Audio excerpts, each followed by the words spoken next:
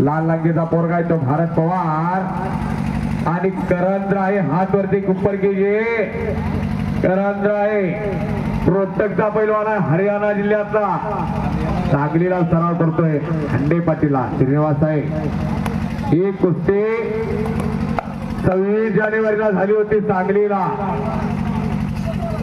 आणि आता त्या पराभवाचं उत्तर भारत काढणार का करण पुन्हा विजय होणार याचा फैसला होणार आहे. मंगसुळीला काटा कुस्त्या कशा घ्यायच्या, काटा कुस्त्या कशा लावायच्या, गावाचा पोरांना कष्ट करण्याची उमेद असावी म्हणून कष्ट करणाऱ्या पोरांचा हे त्याला आहे.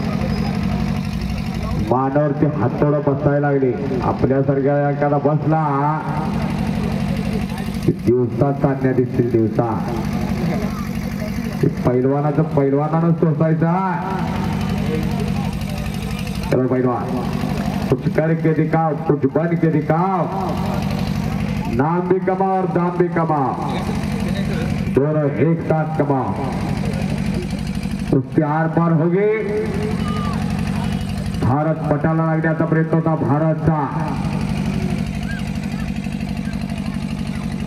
अशा कुस्तीचा देव म्हणजे हनुमान आणि सूर्य चंद्र हाती विसरायची नाही आपली माती. माता आणि माती एका वेलांटीचा फरक. एक जन्म देत्या आणि एक जन्मभर पोचत्या सांभाळ करत्या. दोन्हीशी नाव राखावं लागतं. दोघात कुणाशी जर बैमानी केली तर त्याची मातीच होत्या. आईवरही प्रेम करावं लागतं, शेतीवरही प्रेम करावं लागतं, संस्कृतीवरही प्रेम करावं लागतं आणि नाट्य गोत्यातही प्रेम असावं लागतं. माता आणि माते का रे कुंडी उचलली होती, पाठ काढला तिथं. कारण की जरा टाळ्या दोघांना त्यांच्या मांड्यात बघा आणि आपल्या मांड्यावर बघा. बाजारातल्या भेट्या कशा त्यांच्या छत्या आहे, कशा तब्येती आहेत बघा. नाकाबसचा वळबा सोडला की पायाच्या घोटात येणार. कोण तुमचा बँक बॅलन्स बघत नाही, कोण तुमचा एवढा मोठा बंगला बघत नाही, तुमच्या बंगल्याला एवढ्या पायऱ्या आहेत हे पण बघत नाही. पोरग पायऱ्या चढताना पायात पाय घालून अडकून पडतंय.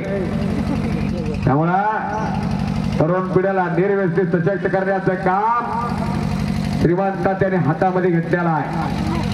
श्रीमंत त्याने हातामध्ये घेतलेला आहे. आणि कुंडी टाकली. भारत कुंडी म्हणतात चढावं.